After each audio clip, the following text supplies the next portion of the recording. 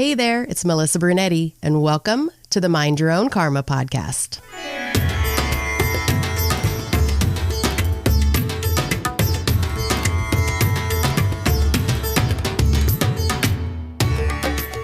Hey there, Karma Crew. Thanks for joining me on another episode of Mind Your Own Karma, the Adoption Chronicles.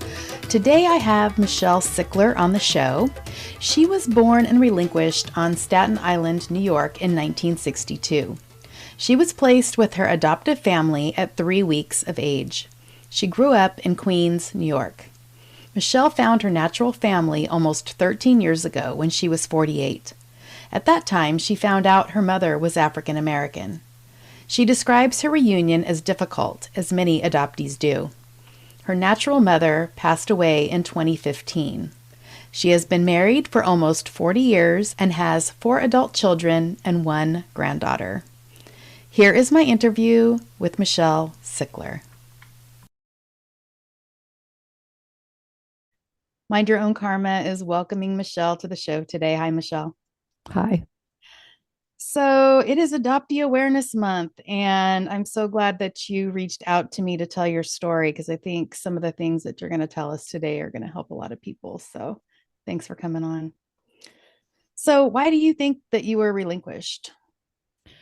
Well, that's kind of complicated. My parents were young, but they weren't terribly young. They were 19 and 22, and they had actually gotten married before I was born.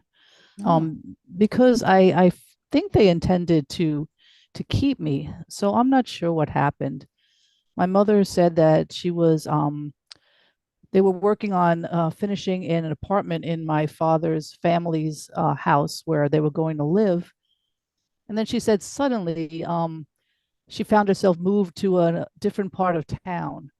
So I don't know. She may have had a little bit of multiple personality disorder, so she may have lost some time in between that. But basically, and then she said that my father kept pressuring her to, give me up for adoption.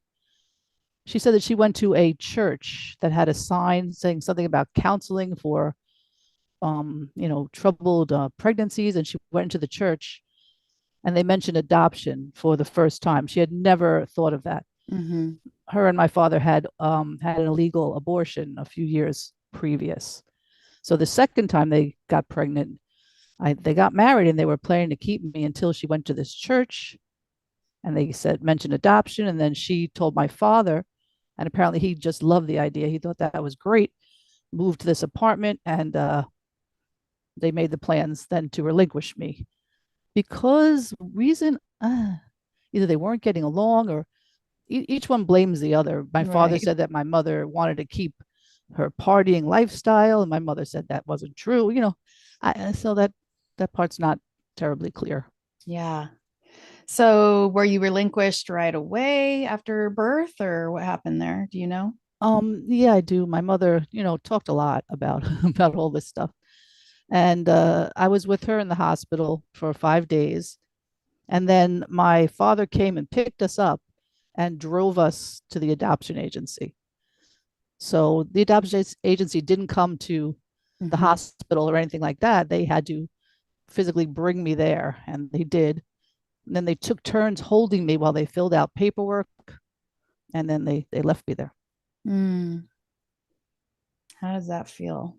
Yeah, that That's drive, I can't yeah. help but think about how my mother was described as weeping by the social workers, and she said she was crying the entire time, Oh my and she God. was holding me in her arms. I mean, I can't understand how anyone could, I know. I do something know. like that. I'm right there with you. Mm. So let's talk about your adoptive parents. Why did they decide to adopt? And like, were you a few days old when they got you, or? No, this was back in the early 60s, so I think they put you in foster care for a bit. Mm-hmm. So I was somewhere for about 3 weeks after the 5 days in the hospital. Then I was, gosh, who knows Isn't where? that great? Just Yeah. wondering where you were at and who was Yeah, taking it care of is. you. It's amazing. Every All right. Thanksgiving, I'm like, where was Yeah. my first Thanksgiving? I was somewhere with somebody, Yeah. who knows? But yeah. Yeah. And then I think about December 13th, when I was a month old, my parents got me, and they went to the adoption agency to pick me up. So I guess the foster parents had brought me there, and yeah, that's what happened. So I was a month old. And do you know why they decided to adopt? Did they have Oh, biological yeah. children or? No, no, they couldn't have children. They tried, and my mother would often tell me about the surgery she went through and all the pain she went through to try to have her own Mm, kid. It was They were married 10 years before they finally, decided to adopt. It wasn't something that they really wanted to do by any means. yeah. And were you the only child in the family? Did they adopt? Yeah, Yeah. yeah. My mother suffered from my adopted mother endometriosis, and she Mm-hmm. had terribly painful periods, and Yeah. she was pretty, kind of sickly, and had to lay down for about a week out of the every month. So Mm-hmm. they weren't interested in any more kids. Okay. And what was your childhood like growing up with them? Yeah, it was all right. We lived in a one bedroom apartment. I had to share a bedroom with my parents, although my father slept on the couch. Like, I never remember my adoptive parents sharing a bed. I would share the bedroom with my adoptive mother, and my adoptive father would sleep on the couch. It was quiet. We didn't do much. They were, I guess, 32, not older, but they would already been married 10 years. It wasn't a very child centered family. I don't know Mm-hmm. how you would put that, but they were okay. It was fine. Just Yeah. yeah, I think. Did they show emotion and like physical Um, emotion to you yeah, or? yeah. They were nice, but my mother liked to work. That was really what gave her a lot of pleasure. So she went back when I was 6, as soon as I was in school, and then they would on summertime they would farm me out to different relatives of theirs. One aunt a couple of years, another aunt a couple of more years, and then having to have someone take care of me after school, a neighbor. So yeah. So, Yeah. And how did you find out you were adopted? Did they tell you? Did you always know or? yeah, they said, the agency said to tell me, and so my adoptive mother used to tell me, I was laying on the changing table, and she'd say, "You are adopted. I am your mother." She said. I would just stare at her. So yeah, I guess I always knew. You always knew. Yeah. So, did you search for your biological family at some point? Well, I did. Yeah. When I was younger, when I was about 11 or 12, I used to go to school in Manhattan, and they had this big place where they had all these phone books, and I used to go look in the phone books because I had gone through my adoptive mother's papers and found my name, which they wouldn't tell me, but I knew my last name, so I knew where I was born because it was on my amended birth certificate. It said where the original was filed, Really? so I was able to look um, up the last name, and I probably had discovered who they were, but I was misinformed. My name was Mary Lee, and my adoptive mother told me that my mother's name was Mary and my father's name was Lee, but that wasn't the case at all. Neither of their names were that. Oh, So I don't know wow. where, yeah, I don't know where she got that from. So I was looking for a Mary or a Lee, and I never found them. So I never called anybody. But then I was very young, like 11 or 12. And then when I was, I guess in my late 40s, I kind of thought that, time is running out. I mean, how long is everyone going to live? I think I should, if I ever want to see my mother, I better look for her. And I saw something on MTV with Run DMC, and it was one of them was adopted, and they told me who the searcher was that they used, and I used that searcher, Oh, wow. and they found her, all of them, like within 3 days, very Oh easily. my gosh. Yeah, it was very fast. So was it like a detective agency or? It was a paid searcher. She's on a lot of shows. I don't know. Can I Oh, say who it is? Am I allowed? I It was think. Pam. It was Pam Slayton. I don't know if you ever heard of her. She's a Uh-uh. searcher to the stars. You'll see. She's like, Oh, okay. yeah, she was just on Jersey Shore. She was helping one of the Jersey Shore people. Like, she does stuff like that. Yeah. And so did they contact your biological family or how did No, that go? they did actually. They contacted an aunt, and she confirmed, and then I contacted my my mother and father on the phone myself. And, they were surprised. My father said, "Oh, it's possible," because, he did have other kids that we found later Oh on, but boy. he was more like, yeah, it could happen. But yeah, and it was them. Yeah. They're still together. They were still together. No, no, they weren't together, but they never lost contact. They saw each other throughout the years. And the families were in contact. Yeah, it's a small town where they lived and Mhm. everybody knew each other pretty much. And did they have any more children together? Not together. No, no. Okay. So you have biological siblings from them. Yeah, both of them. My mother had a son. He's 4 or 5 years younger than me, sorry, younger than me. And she was in his life for his entire life, although she did leave his father, and he kind of lived with his father. But she was always, there. She said she never went more than 4 days without speaking to him in his life, Mm. And my father, well, it turns out I was on 23andMe and found out that I have another half sister who was raised with her mother and her mother's husband. They didn't Mm. know my father was the father. Apparently, that was Oh the boy. unexpected parental event type thing happened. Yeah. Yeah, so Oh. that's half sister, and then Did you contact her? yeah, I've spoken to her through Ancestry. I never actually met And either of my at that sisters. time, did she know that that wasn't her dad? Well, that's how she found out through Oh, 23andMe. through 23andMe. Oh my Yeah, yeah. gosh. So yeah, then we spoke. She did I meet can't my imagine. father's family, but I didn't meet her at all. Yeah. And so you had a sister from him and some more siblings. Yeah, he ended up marrying a younger woman. I think he started, going out with her when she was like 14, and at Oh some point he gosh. married her. Yeah.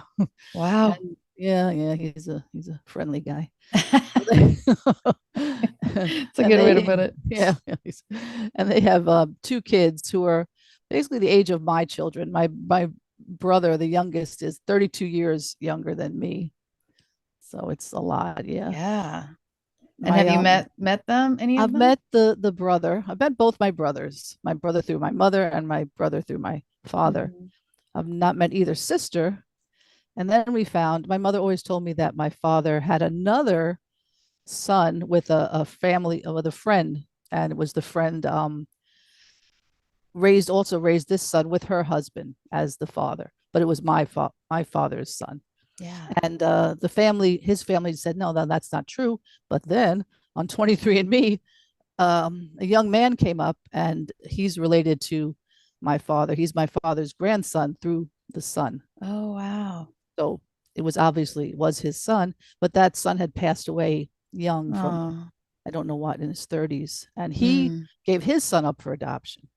Oh, wow. Yeah, so my father's son gave his son up for adoption. Yeah.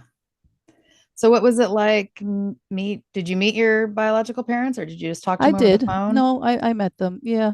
We had a relationship for a while. It was yeah, it was tough. I think I had a lot of anger and unresolved feelings that I maybe showed a little bit, and they kind of got scared of that, I guess. How And old were you then? 48. Mm-hmm. I So wasn't young pretty or anything. recent. Yeah, well, yeah, like now it's like 13 years. Yeah, it'll be Yeah. 13 years in December. But yeah, they kind of backed off a little, and I haven't really heard from. Well, my mother passed away. Actually, she passed away in 2015.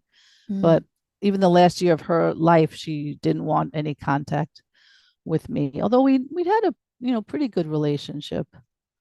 But I don't know why exactly she didn't want contact. I never was able to really Hmm. understand too much. But Yeah.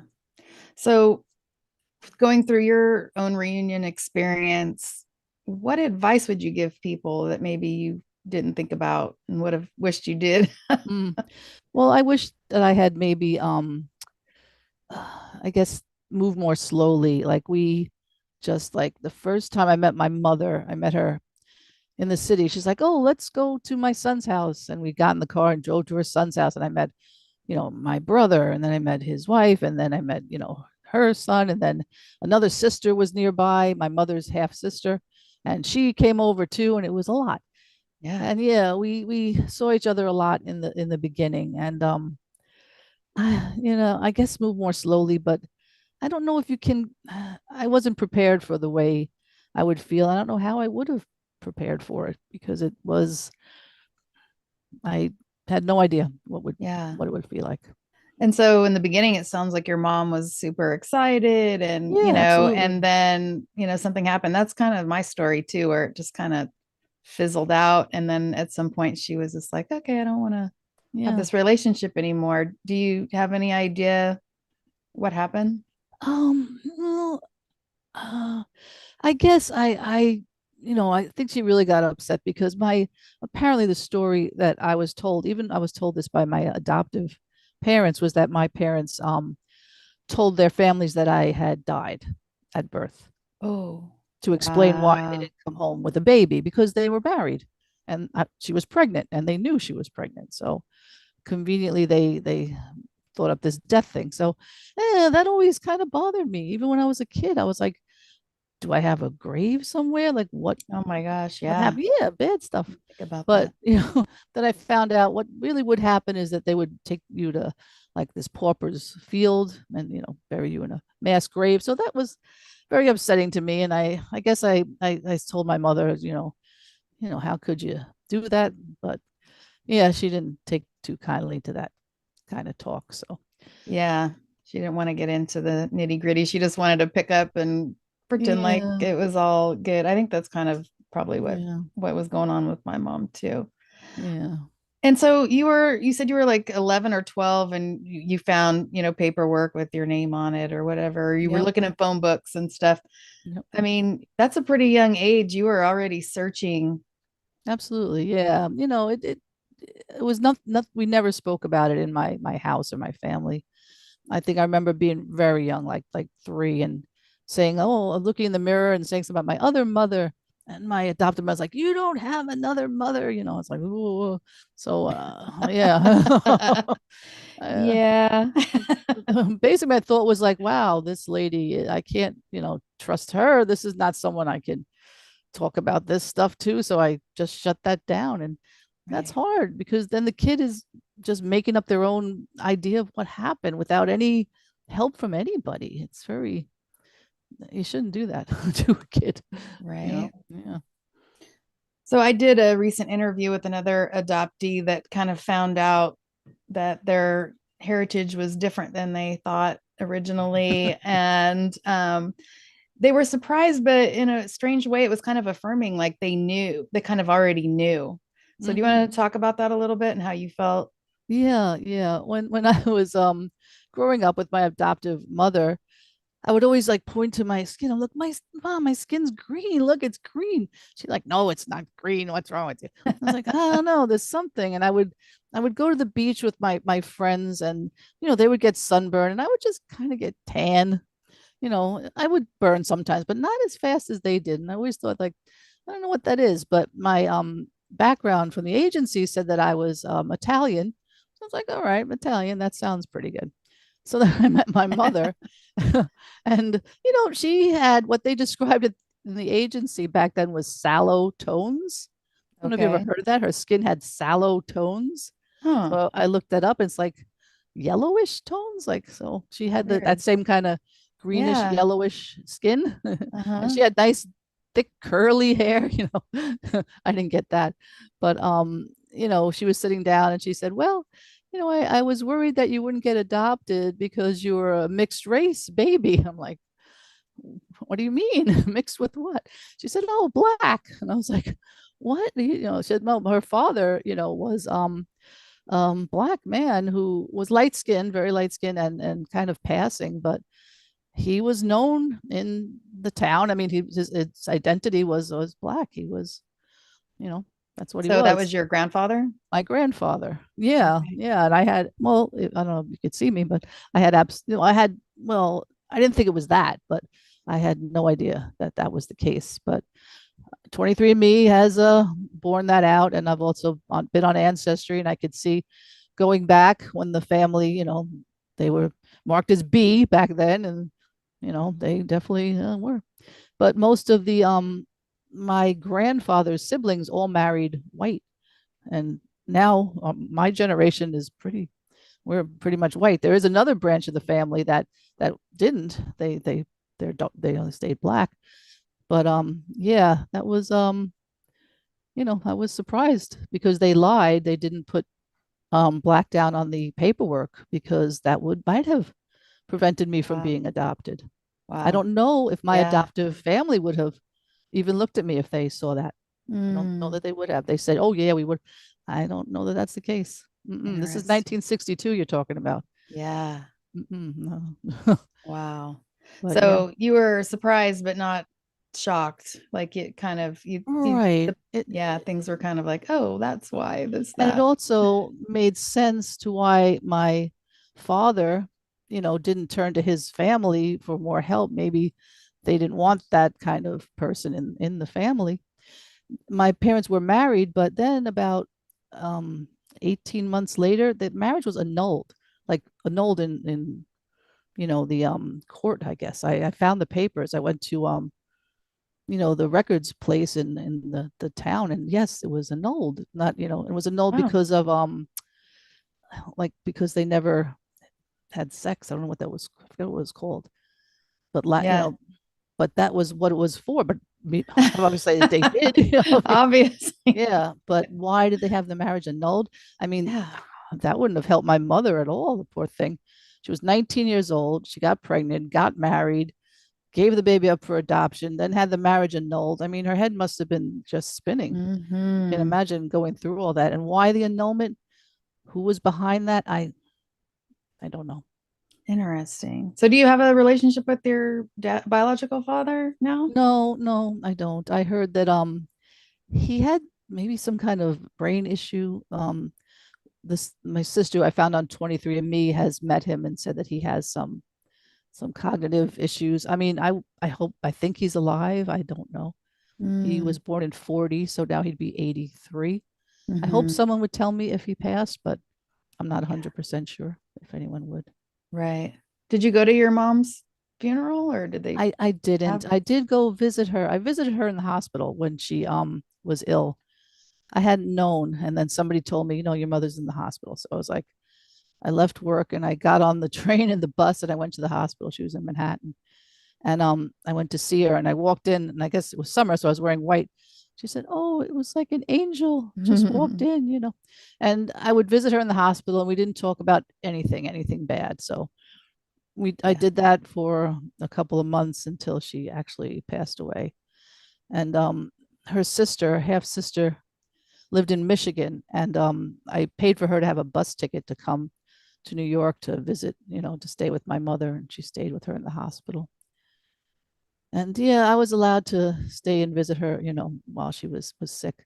I Hmm. thought, the only times that we were ever together was in the hospital, the 5 days before Yeah. when I was born, and then when she was dying. Wow. Wow. Wow. Yeah, it was sad. So, you know the term the fog. Yeah. Were Mhm. you ever in the fog? Do you feel like? Oh, yeah, I think so because as a child, it was like forbidden to think about it or even, say anything. My friends didn't know. I don't think my mother told my teachers or anything like that. Like nobody knew. It was so hidden. We didn't talk about it. We pretended like everything was just, the way other family would be. Hmm. But no, I knew. I was like, I'm not related to these people. We'd sit around the table on a holiday and they'd start laughing and their laughs were all the same, and I'm like, well, that's not me. I could go to see my adoptive mother's family. I can go to see my adoptive father's family, but I can't go to see my family. I don't know who they are. And Yeah. yeah. Did you see any resemblances like that? Like you're talking about the laughing or any tendencies when you met your biological family? Did you Oh, see? geez. Yeah. The first time I saw my biological mother, I saw a picture. I'm like, oh yeah, that's her. Like there would be no doubt in my mind. We had a strong resemblance, strong. Like people would like do a double take. Like when I visit her in the hospital, people just like Yeah. look like you could, yeah. And we just have this way of moving. Just everything we're Isn't that very weird? similar. It is, yeah. And Weird to even see. our voice, like my aunt, especially. I have an aunt who's 4 years older than me, and we're pretty close. It's my mother's youngest sister. My mother was the oldest. Her family was had a lot of problems. Her mother was probably abused by her own father, and Mm. so she acted pretty bad. She was a drinker. She was promiscuous. She had this is back in the 40s and 50s. She had 7 kids with 7 different guys, none of whom were around. Oh, So the wow. kids were, abused because no one was really looking out for them. So this is my mother's youngest little sister. And oh, I forgot where it Do was. you look, we were talking about if you looked like them or acted like them or Yeah, yeah. Oh, that's about it. Yeah, I'm kind of close to her. I'm closer to the people in my mother's family. I'm close with some cousins also, but in my father's family, there's absolutely no nobody who contact. talks to me at all. They're more Yeah. conservative. Mm. And my mother's family, my other cousin, they're both like biracial. They're not as invested in following the rules as maybe my father's family is, I Yeah. guess. It's just different. And when you met your mother, how did you compartmentalize what role she was going to play in your life? I mean, did you call her mother? Did you, Yeah, well, I how did felt she like fit? she was my mother because we looked exactly alike. I felt like she was my mother, and I'd been, looking for her my whole life. I did hide it at first from my adoptive family. I got a PO box to get mail, so I wouldn't, get it at the house because my adoptive mother actually lived with us. So Mm, yeah, I tried it first, but then after a while, she kind of found out. She figured it out, and I did come clean, and they eventually met. They actually all came over here for a Christmas once. wow. Yeah, but I wanted her to be my mother in a way that I guess wasn't really possible. Yeah. Yeah. So your adoptive parents, how did they react when they found out? Well, my adoptive father was already he had passed away. My adoptive mother didn't really love it, but she said when she first found out, I'm surprised you didn't look earlier. And I thought, well, you're the one who like beat it into my head that you're Yeah. my only I'm Lots of your only mother, and blah blah blah. Why would you look for someone who got rid of you? And she said you were dead, and all these things that she told me. She told me all these things. So I was like, well, that's why I didn't. But anyway, yeah. And uh, how did when you said you guys had Christmas together, how was that? Was that very uncomfortable? it was very strange. Yeah, I don't know. Whenever my family was around, my natural family, it just felt so wrong. Like everything seemed like I don't know, it's like through a filter or something. It was very hard for me to understand it. And actually what happened was I had a little too much to drink that night and ended up getting sick Oh, because I guess I was trying to yeah. calm Get down through a the little. day. Yeah, yeah. And I didn't realize that I was had that much, but yeah, I was ended up, having to go upstairs and be sick for a little bit. Yeah, Um, I've had, other people on the show that have had that same kind of experience where the adoptive parent and the, biological family come together and yeah, how uncomfortable it is and, and everybody else looking in would think, "Oh, that's so great. You had yeah, everybody together." And yeah, but it's yeah, it's very, very uncomfortable because you're trying to juggle, like you said, the adoptive parents and trying to, right. be very careful with that. And at the same time, Yeah, trying to be welcoming to these biological people. And it's just like, and you get lost in the middle of it somewhere. yeah, that's kind of how it felt. Yes, absolutely. Yeah. So do you think that adoptees can heal from the primal wound, I mean, I don't know that separation? about healing. I mean, you can live obviously, but no, it's always going to hurt. I mean, it's always going to be painful. I don't think there's any getting around that. I mean, I know I've heard people say that they have, but if you touch it, it's gonna smart. Mm-hmm. Yeah. Yeah. So how have you personally dealt with, your adoption, if you call it a trauma or the hmm primal wound? What has helped you? I've gone to therapy, but that never worked. The last therapist I had, you know, said that her cousin adopted some kids, and so they were so happy, and couldn't understand basically why I didn't feel the same way. So we kind of had a big fight, and I I left that therapy. Yeah, and then I had another guy, and I just told him all this Wow. stuff, and he's like, "Well, I don't know what you want me to do for you." And I'm like, I thought you were supposed to be give me Oh my therapy." But gosh. yeah, so then I basically just keep going on. I accept what happened. There's nothing I could do about it. It's just that you have to get up in the morning and then get on with the day. And my life isn't I'm not totally in misery every second. It's Yeah. not like, you live and people have things that they have to live with. If your spouse dies, you live with that. It's like that. You live with it. It's not, you'd like it to be different, but it's not. And it's just part of you. Yeah. Did you have kids? I have four. Yeah, I couldn't wait to have kids. Boy, oh boy, I wanted a family. I Yeah. was And I how was was thrilled. that? Like Yeah, that's looking at great. them for the first time as an Oh God, adoptee. wonderful. That was the best thing ever. I met my first relative in the delivery room. I was like, yes, this is great. And yeah, he looked just like me. Our baby pictures are like identical. And yeah, they all they have a strong resemblance. I think something in my mother, it might be the African gene or something that makes us all look alike. We do. We have that same look, whatever it is. Oh, funny. Yeah, but And yeah, thrilled. do you think being adopted affected how you parented your children? Were Oh you yeah, absolutely. I was like, oh, I just loved them. If they said they were fighting with their sister, I was like, how could you fight with your sister? How could you? You have a sister. You're so I lucky. know, right? You're I'd be lucky. like, yeah, I was definitely, I just loved having relatives. I was so happy to just have somebody who Were you was like part of super me. protective or Not really. No, I don't know. We live in suburban neighborhood. They'd go out and play, ride their bikes, all that stuff. I think I was pretty normal that way, but I was just just they're all there. That's it. That's my whole family. The so did you ever have any problems with attachment disorder type of things, even in other relationships? I don't think so. No, not really. I I think mean, it's pretty healthy attachment. yeah, I think so. Yeah.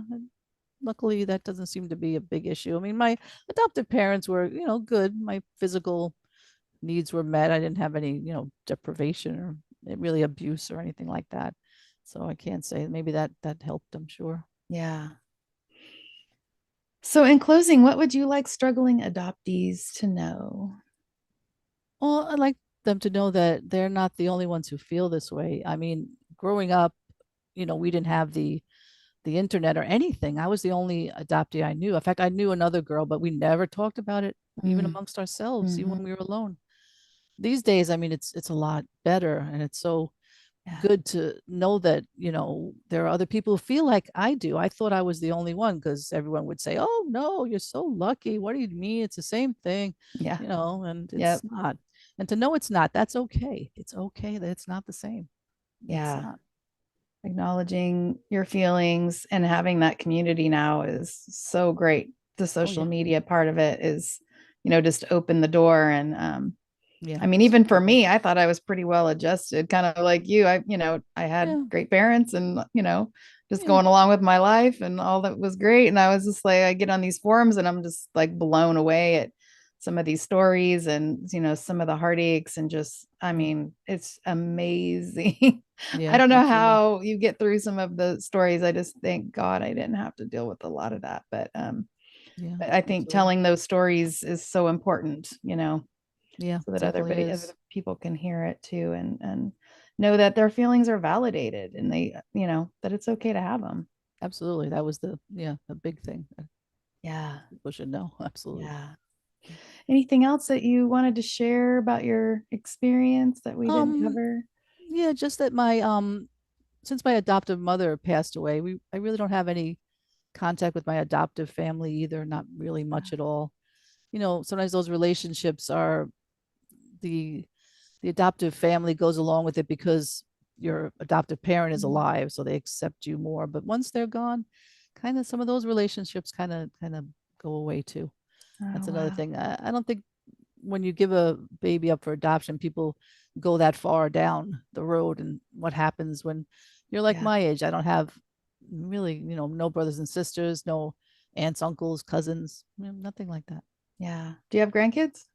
I have one, yeah. Yeah, Do they that's live great. by you? Yeah, pretty close. Yeah. She's great. Yep. Yeah. Mhm. So then you can make your own family and your own memories and, Yep, that's what you we have to know, do. Mhm. yeah. Well, thanks so much for coming on the show today and being vulnerable and sharing your story. I know it's going to help other people. Well, thank you so much. That was nice. Thank you so much, Michele, for coming on the show and telling your story. It takes a lot of courage to step out and be vulnerable, especially as adoptees, where we tiptoe around everyone else's feelings and we feel like we can't tell our truth because we fear rejection and abandonment. And so we end up abandoning ourselves. I came across a new saying. If you've listened to me for any amount of time, you know I love quotes. And this is my new favorite. And it just fits so well with the adoptee narrative. And the quote is, "The journey is inevitable. The baggage is optional." The journey is inevitable. The baggage is optional. I love that so much, and in my own life have found that to be 100% true. It is possible to heal from adoption trauma. It is possible to get relief. And if you're tired of carrying the baggage, please email me at mindyourownkarma@gmail.com. I have been certified in an up-and-coming new modality called Somatic Mindful Guided Imagery. And if you want to know more about SMGI, you can go to my website, somatichealingjourneys.com. This modality has done wonders for me, and I have seen amazing transformations in my clients as well. Go to my website, somatichealingjourneys.com. As always, take what you need and leave what you don't. And always remember to mind your own karma. I'll see you next time.